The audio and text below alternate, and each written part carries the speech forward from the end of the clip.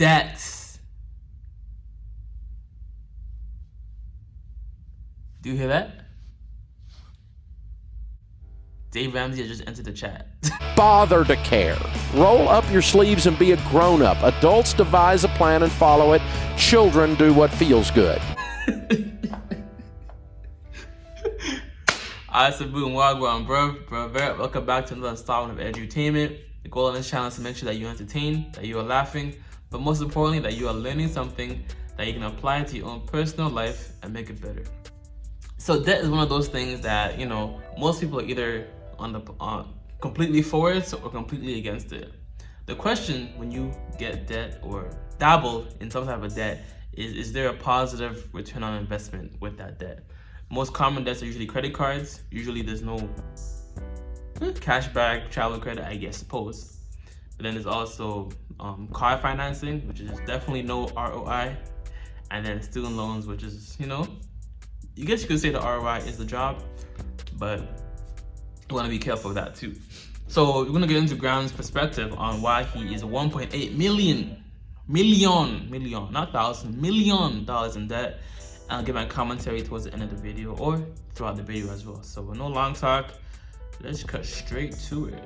What's up, guys? It's Graham here. So I really feel like this is something worth addressing given just how much misinformation there's been surrounding a few of the recent videos that I made. Two of which really stand out the most. The first one is when I took out a $41,000 loan to buy a Tesla Model 3, and the second when I took out a $675,000 mortgage against a property I own here in Los Angeles. Although, to be honest, that's not the entire picture because there's also another $700,000 loan I have against another duplex that I own in the area, and also a $392,000 loan that I have against another home I have. And if you guys are adding all of this up as you go along, you'll see that I have about $1.8 million worth of debt to my name. Now, while some of you might understand the nuances of this and grasp the bigger picture, it's become very evident that most people do not. Instead, they just focus on one single word, and that is debt. And to me, this isn't totally surprising because we live in a culture that both glorifies and vilifies the act of borrowing money. On the one hand, if there's something you want but you can't afford it, it doesn't matter because you can finance it. Like that Hawaiian vacation you've always wanted to go on. It doesn't matter if you can't afford the $10,000 price tag when you can just pay $193 per month for 10 years instead. Like those Gucci shoes that you like and really want to buy. Who has $790 when you can just pay $15 per month for 22 months? And after a while, it becomes very easy just to get desensitized to the price tag of an item because as long as you could just afford to make the monthly payment, you can get the instant gratification of buying pretty much whatever you want that was just previously out of reach. And who cares, right? Like you should live while you can and always just figure it out later. But with that comes some very scary consequences. Consumer debt recently reached an all-time high of $4 trillion. The best way to avoid paying any type of credit card debt or any type of interest on your credit card is ideally don't use a credit card. You want the cash back and all that stuff, then don't ever use more than 30% of your credit card limit. That will give you like a buffer period to actually pay down the actual full out bill, right? Just in general, typically you do tend to spend more when you use a credit card compared to cash or debit, stuff like that. With the debit and the cash, paying it that way, either you have the money or you don't. But a credit card, you can get a little bit lazy and it's like, oh, I'm getting paid next week or 2 weeks, so I'll just put it on there, right? So don't use more than 30% on your credit card limit. And also, you know, you've probably seen Shopify courses, Amazon courses, stuff like that. When you venture into business, you want to bootstrap it as much as possible until you actually have a proven system that makes you a positive return on investment typically.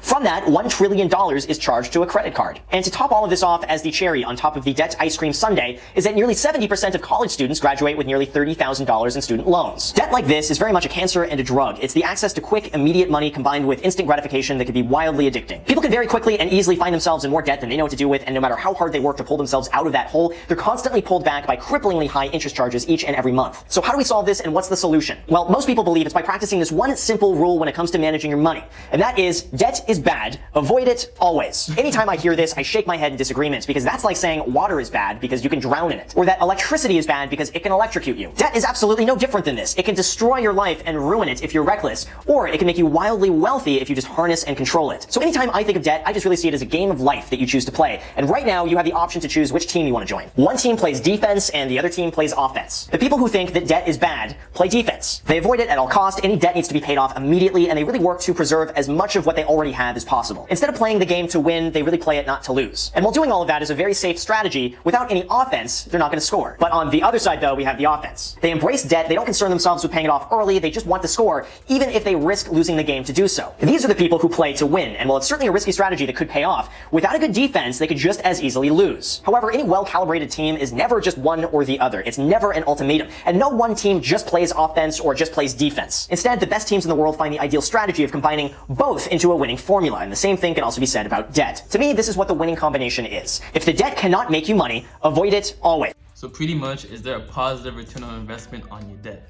Like for a car, to finance a car, there's no return on investment. Your investment is actually going down, right? Ideally, you want to buy a used car, and most of a car's depreciation is lost after the fourth or fifth year or so.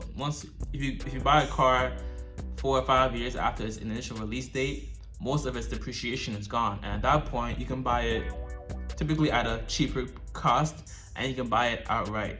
So you want to avoid just financing a car per se, because is it making you money? I mean, he made a video about Tesla on YouTube, which made him more money than the actual cost of the Tesla. So just in general, is whatever you're getting, is it making you a positive return on investment?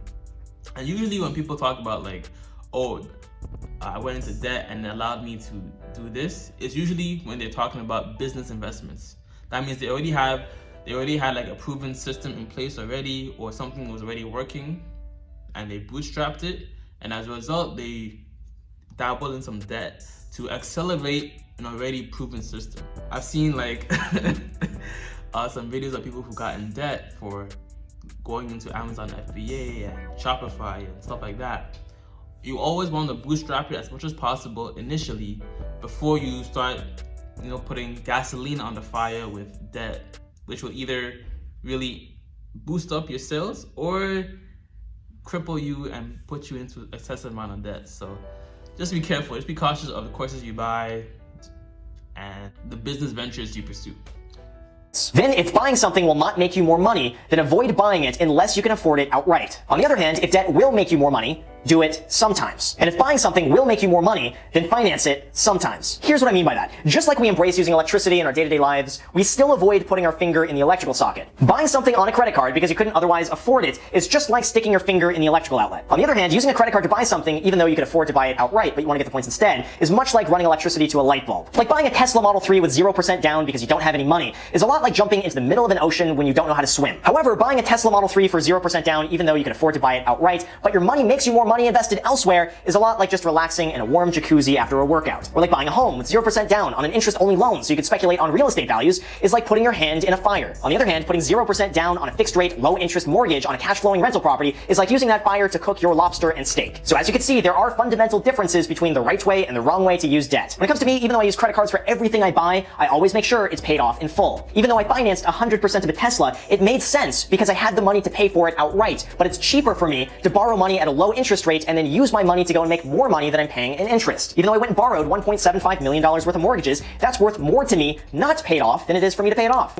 Mortgage at least is already like, houses typically, whether it's appreciating value or you have tenants, always gonna be a positive. So his 1.8 million in debt isn't really like, actual debt.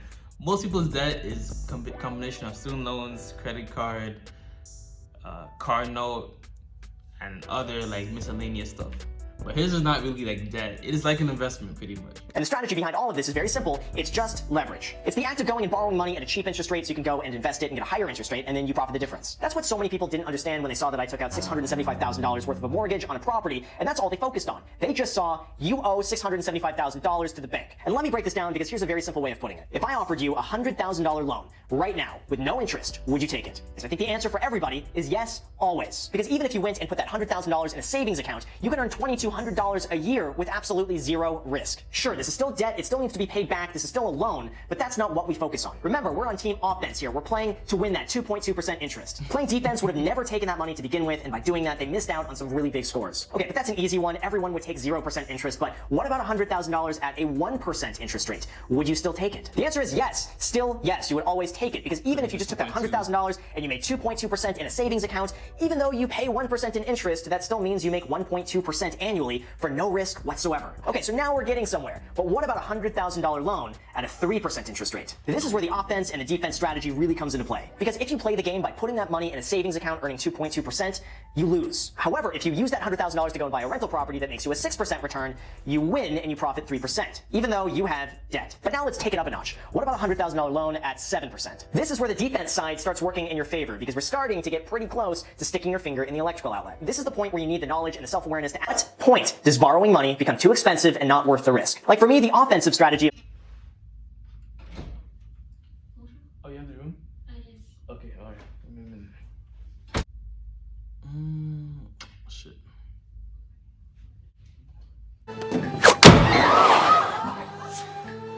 Whoopsie daisy! Now it's good and broke. I can't seem to get anything right done. My fault, y'all. We had a little interruption, but we're back on course. Let's commence.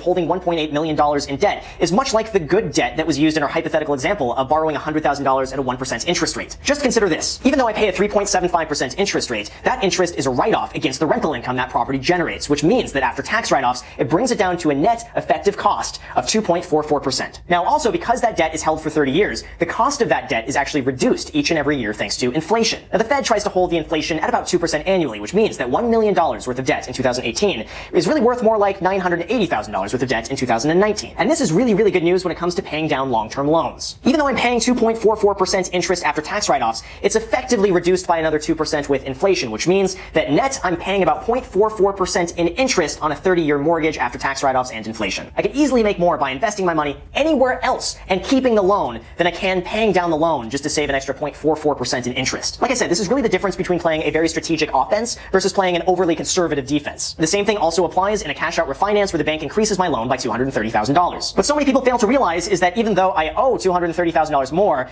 they gave me back $230,000 that I have sitting in my bank account. Here's another example. Let's just say you have a $100 bill, but this is $100 you cannot spend. It's there, it's worth $100, it's just you can't spend it. Now, if you go and sell it so you can go and spend the money, you'll have to pay 20% in taxes. So your $100 is really only worth $80 if you go and sell it so you can go and spend it. So the solution to this is by finding someone who says, you know what, I will lend you $100 that you can go and spend, just pay me back. So in that circumstance, even though you owe that person $100 and you still have to pay them back, you have $100 available that you can use to pay them. I think when it comes down to it is, do you already have the money for it? Pretty much. Do you already have the money? And is it making you money? Is it gonna make you money passively or down the road? Guaranteed, more so guaranteed than a hypothetical. Like it's already proven, right? And on top of that, do you already have the money for that shit? That Gucci belt that's $1,000 or whatever it is, do you already have the money for it? So that you're not putting yourself in a compromised position financially.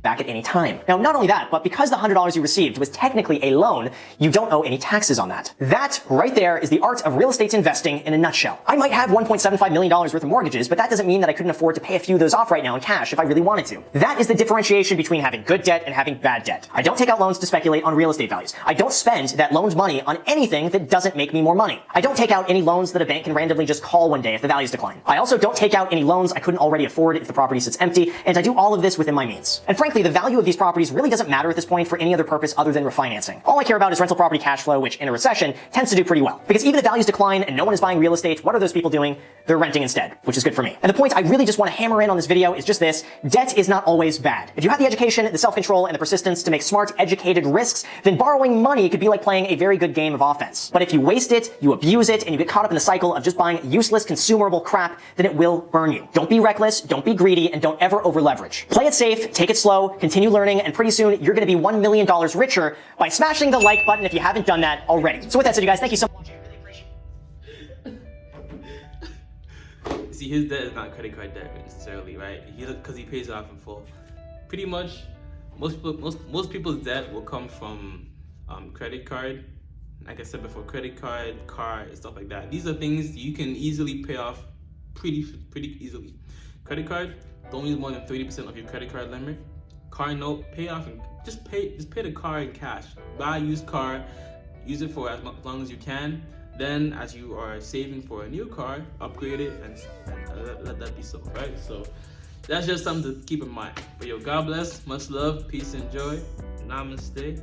Always remember, if it doesn't feed you, don't water it, and too much of any good thing is good for nothing. How you doing today? I'm doing more and saying less. Deuces.